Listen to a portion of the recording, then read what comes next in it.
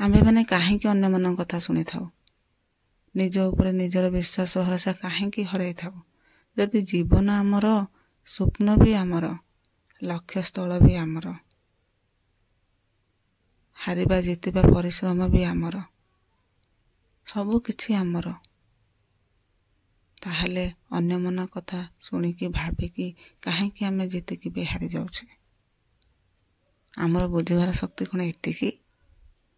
ସବୁକିଛି ଆମକୁ ହିଁ କରିବା ପାଇଁ ପଡ଼ିବ। ଆମକୁ ପରିଶ୍ରମ କରିବା ପାଇଁ ପଡ଼ିବ। ଆମ ଲକ୍ଷ୍ୟସ୍ଥଳ ପାଖରେ ପହଞ୍ଚିବା ପାଇଁ ପଡ଼ିବ। ଥରେ ନୁହେଁ, 2 ଥର ନୁହେଁ, 10 ଥର ବି ନୁହେଁ, 100 ଥର ହାରିକି ବି ଜିତିବା। ଏଥିରେ କେହି ବି ସାହାଯ୍ୟ କରିବେ ନାହିଁ। ଆମକୁ ହିଁ ଆମ ସାହାଯ୍ୟ କରିବା ପାଇଁ ପଡ଼ିବ।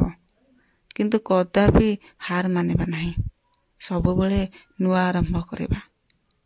ନିଜେ ନିଜକୁ ଆଗକୁ ବଢ଼ିବାରେ ସାହାଯ୍ୟ କରିବା। ଆଉ ସେହି ଲୋକଙ୍କୁ ଅପେକ୍ଷା କରିବା ଯିଏ ଚାହୁଁଥିଲେ ଆମେ ସବୁବେଳେ ହାରିଯାଉ। ସେହି ଲୋକମାନଙ୍କୁ ଜବାବ ଦେବା। ନିଜ ଲକ୍ଷ୍ୟସ୍ଥଳରେ ପହଞ୍ଚି ଆଉ ଆଗକୁ ବଢ଼େ। ଏଠି କେହି ବି ନିଜର ନୁହେଁ। ନିଜର ବୋଲି ସମସ୍ତେ ଦେଖାଯାଉଛନ୍ତି। ପ୍ରକୃତିରେ କେହି ବି ନୁହନ୍ତି ନିଜର। ସତ କଥା ତ ସବୁ ସମ୍ପର୍କ ମିଛ ହିଁ ମିଛ।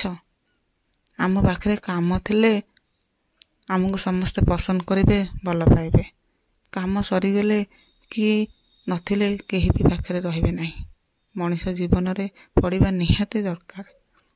କାହିଁକି ନା ଆମ ସ୍ଥାନ ଜଣାପଡ଼େ।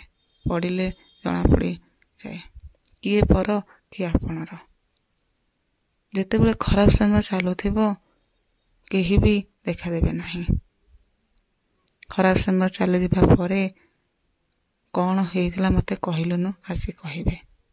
ଯେତେବେଳେ ଖରାପ ସମୟ ଆସିନଥିବ ସମସ୍ତେ କହିବେ, ଯେତେବେଳେ ଯାହା ହେବ ମୋତେ କହିବୁ, ମୁଁ ଅଛି ବା। ସେଥିପାଇଁ କାହା ଉପରେ ଭରସା ନ ରଖି ନିଜ ଉପରେ ଭରସା ରଖ, ନିଜ କର୍ମ ଉପରେ ଭରସା ରଖ। ଆଉ ଗୋଟେ ନିରାଟ ସତ୍ୟ କଥା, କେବେ ହେଲେ କାହାଠାରୁ ପ୍ରଶଂସା ଶୁଣିବା ପାଇଁ ଆଶା ରଖିବେ ନାହିଁ।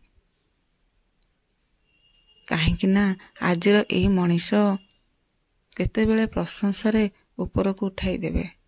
ସେହି ମଣିଷ ନିନ୍ଦାରେ ତଳକୁ ଫୋପାଡ଼ି ଦେବା ପାଇଁ ପଛେଇବେ ନାହିଁ।